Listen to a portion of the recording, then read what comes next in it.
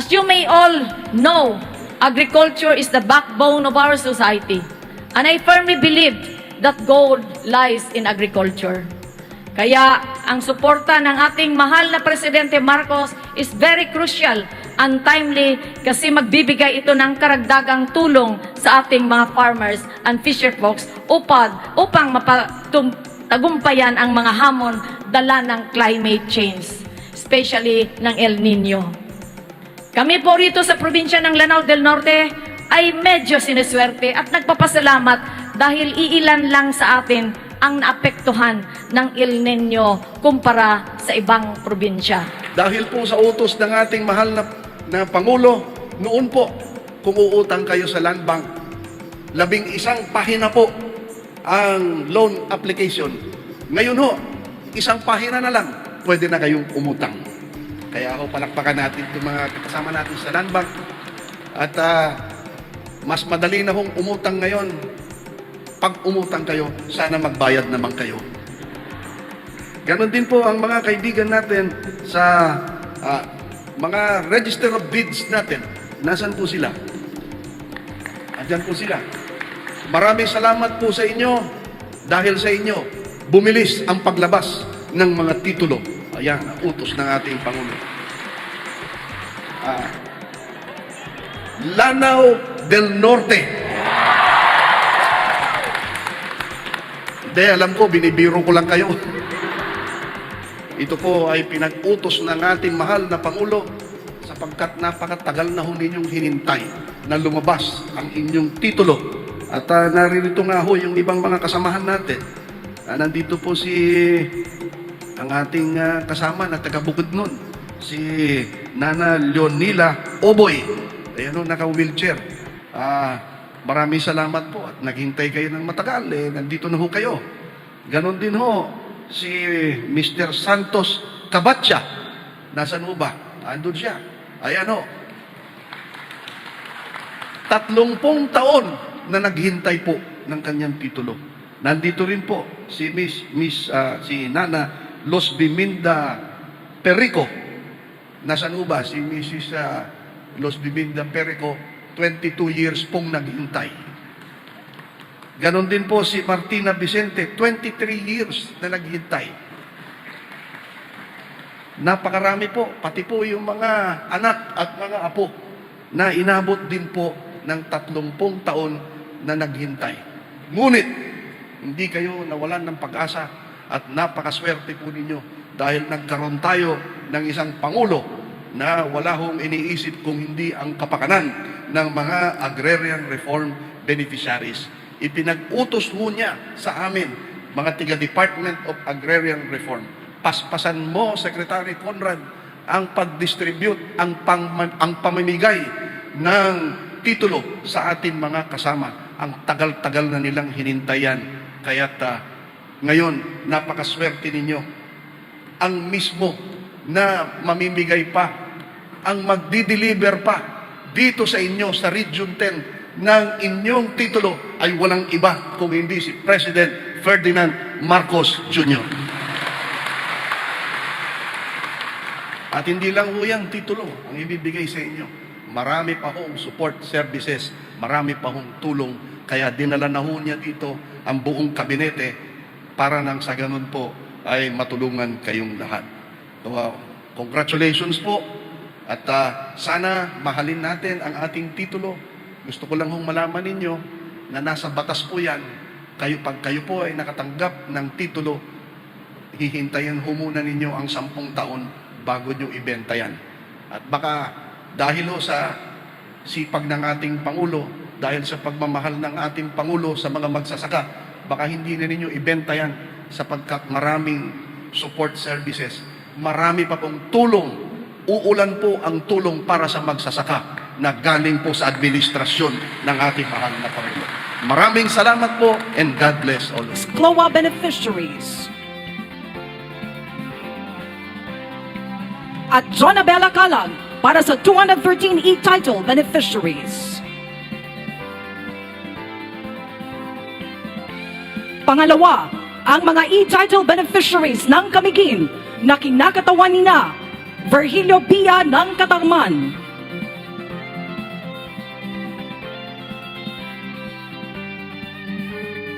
at Nestoria Abregana ng Mahinog.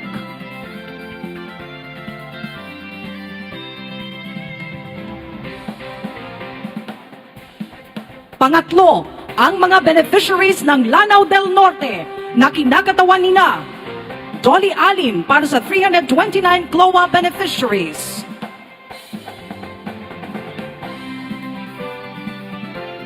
At Macmod Barando para sa 320 e-title beneficiaries.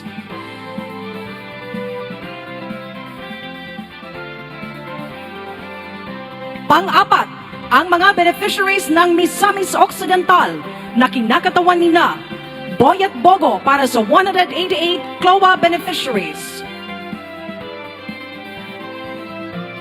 At Teresa Zapatos para sa 204 e-title beneficiaries. Para sa kanilang inihandang sayaw ng pasasalamat, bigyan po natin sila ng isang masigabong palakpakan.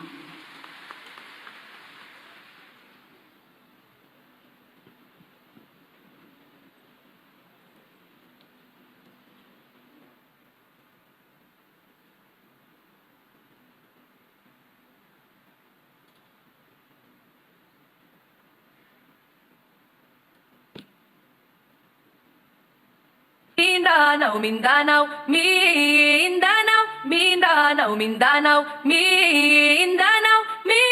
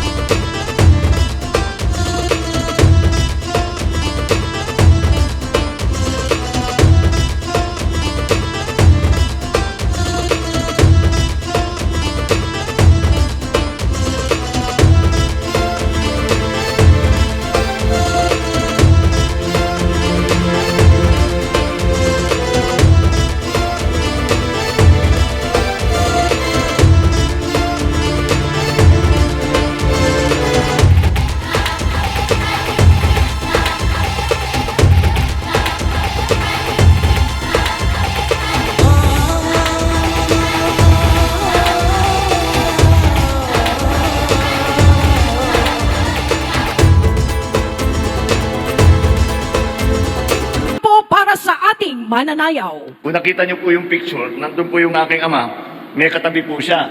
Yung katabi po niya, Secretary of Agrarian Reform. Ang pangalan po, Secretary Conrado Estrella. Yung po ang lolo ng ating Agrarian Reform ngayon na Secretary.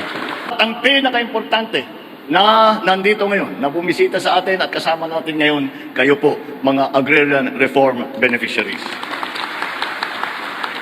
Lahat ng ating mga kasamahan sa pamahalaan, local and national officials, ladies, mga ibang bisita, ladies and gentlemen, distinguished guests, assalamualaikum.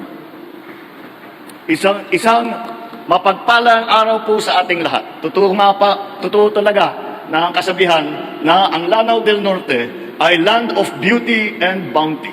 Isa po ako na magpapatunay dito na palilibutan ang inyong lugar ng mga talon, lawa at lambak na nagbibigay ng saya at magagandang tanawin. Habang ang inyong mga lupain, kagubatan at karagatan naman ay puno ng yaman at pagkain. Upang lalong mapakinabangan ang nag-uumapaw na ganda at sagana ng inyong lugar, kailangan natin itong pagyamanin at alagaan. Kaya ang pagbisita namin ngayon ay hindi lamang para pagsakatuparan ng ating Comprehensive Agrarian Reform Program, ito rin ay ang aming pagkikilala sa inyong kahalagahan at angking potensyal. Sa mga minamahal kong magsasaka, narito kami upang personal na ipamahagi ang mga titulo ng lupa at iba pang tulong at serbisyo para po sa inyo. Alam niyo po, ang trabaho po ng Agrarian Reform ay hindi lamang magbigay ng titulo ng lupa. Kung hindi, pagkatapos na ibigay na ang titulo ng lupa, ay tuluyan magkaroon ng suporta. Kaya nagbigay din po tayo, nandiyan po naka-display yung iba dyan sa labas.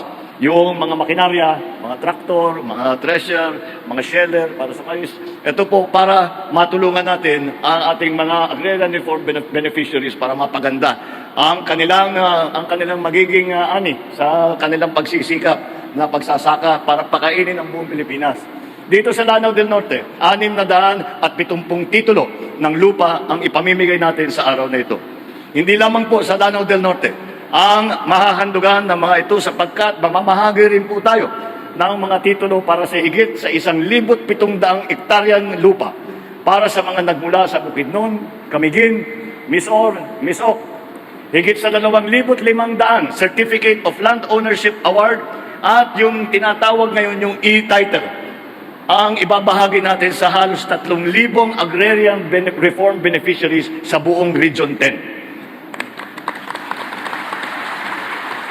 Kung susumahin po natin lahat, higit 3,000 hektarya ang ipapamahagi natin sa Region 10 kung saan 1,300 hektarya dyan ay din dito sa probinsya ng Lanao del Norte.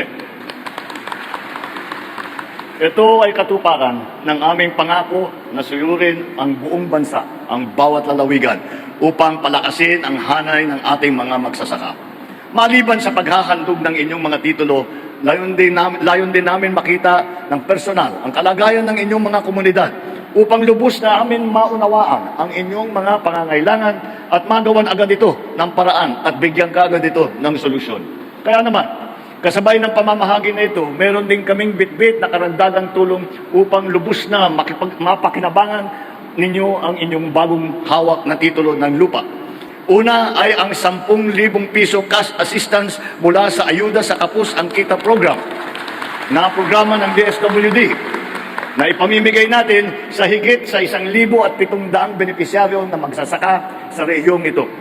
Bukod pa diyan, ay iba't ibang suporta na nagkakahalaga ng halos 13 milyong piso ibinigay na natin dito sa Lanao del Norte at mahigit 70 milyong piso na ibahagi na natin sa buong Region 10 mula noong 2022. Sa tulong ng mga programa ito ng DAR, mapapalawak natin ang kakayahan ng ating mga magsasaka at mapapaunlad ang kanilang mga kabuhayan. Lalong-lalo na para sa pagtulong hindi lamang sa mga nagsasaka, kung hindi, huwag natin pong kakalimutan ang kanilang mga pamilya. Ngunit, hindi po matitigil diyan ang pamumuhunan natin sa ating mga magsasaka. Dahil patuloy tayong nagpapagawa ng infrastruktura tulad ng mga farm-to-market road, ng mga irrigation system at saka mga potable water system. Bukod sa 21 proyekto na nasimulan na natin sa Bukidnon at Camiguin, merong panghigit 400 proyekto na nakakahalaga ng mahigit 27 bilyong piso na isusulong ng DAR na gawin para sa buong Region 10. Mga kababayan, ilan lang po yan sa mga ginagawa nating hakbang upang matiyak na merong sapat na pagkain ang sambayan ng Pilipino. Asahan ninyong pag-iibayuhin pa namin ang pagsiguro na namumuhay ng may dignidad at kaganyiwaan ang ating mga magigiting na magsasaka. Hindi kami titigil sa paglilikha, pagpapatibay at pagpapatupad ng aming mga pulisiya nagpapagaan ng inyong pamumuhay at mapapayabong sa buong sektor ng agrikultura, hindi lamang dito sa inyo, kung hindi sa buong Pilipinas. Hindi po kami napapagod sa pag-iisip ng mga proyekto at programang maitaguyod namin para sa inyong kapakanan. Ang hiling ko lang ay ang inyong maayos at produktibong paggamit ng mga natanggap at matatanggap pa na serbisyo mula sa pamahalaan at ang inyong taus-pusong suporta sa ating mga layunin at mga hakbang para mabuo ang isang bagong Pilipinas. Sa ating pagkakaisa, sa ating pagsisikap, tiyak ang dagdag na kasaganahan sa inyong mga pamilya sa Lanao del Norte, sa Northern Mindanao, sa buong Pilipinas. Maraming salamat po sa inyong mainit na pagtanggap. Saludo kami sa inyong lahat. Mabuhay ang magsasakang Pilipino, mabuhay ang bagong Pilipinas. Maraming salamat.